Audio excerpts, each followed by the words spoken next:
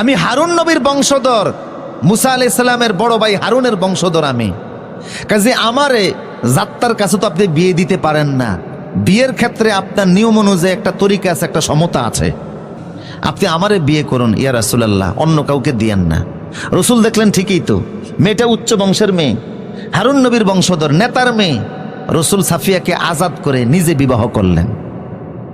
বাসর করে যখন রসুলুল্লাহ গেলেন, আল্লাহর নবী তাকিয়ে দেখে হযরত সাফিয়ার গালের মধ্যে 5 আঙ্গুলের দাগ। রসুল বললেন, সাফিয়া রে, তোমার গালের মধ্যে এত জোরে কে মেরেছে? 5 আঙ্গুলের দাগ লেগে আছে। সাফিয়া বললে, রাসূলুল্লাহ, আজকে সকালবেলা খাইবার আপনারা বিজয় করেছেন। গতকাল রাতে আমি আমার পূর্বের স্বামী ইহুদি স্বামীর সঙ্গে ঘুমিয়েছিলাম। রাত যখন গভীর হয়ে গেল, আমি একটা স্বপ্ন দেখলাম। কি স্বপ্ন দেখেছ?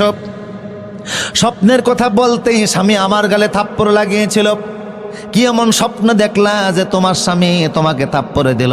সাফিয়া বলছে রাদিয়াল্লাহু তাআলা আনহা, ইয়া রাসূলুল্লাহ, আমি স্বপ্নের মধ্যে দেখি আকাশের চাঁদ নামতে নামতে, আকাশ থেকে চাঁদটা নামতে নামতে আমার ডান কোলের মধ্যে চলে এসেছে।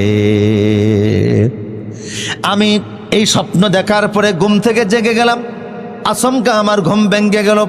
স্বামীকে ডেকে বলছে, স্বামী রে, কি স্বপ্ন দেখলাম?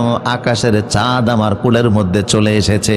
স্বামীর শরীরে যেই পরিমাণ শক্তি ছিল, সমস্ত শক্তি একত্রিত করে আমার ডান গালে 5 আঙ্গুল দিয়ে একটা থাপ্পড় বসিয়ে দিয়ে বলল, আহারে, তোর নিয়ে আমার দুঃখ হয়, তুই তো আমার থাকবি না, তুই অচিরেই মুহাম্মদের স্ত্রী হয়ে যাবি। আমার ইহুদি স্বামী সেও বুঝতে পেরেছে এই চাঁদ পৃথিবীর আর কেউ হতে পারে না, এই চাঁদ হচ্ছে মুহাম্মদ সাল্লাল্লাহু আলাইহি সাল্লাম। আল্লাহু আকবার। ইয়ারিফুনাহু কামা ইয়ারিফুনা আবনাআহুম। ওরা ওদের সন্তানদেরকে এতটা চিনতো না, আপনি যে রাসূল তারা এইভাবে জানতো। বুঝতেছেন কিনা?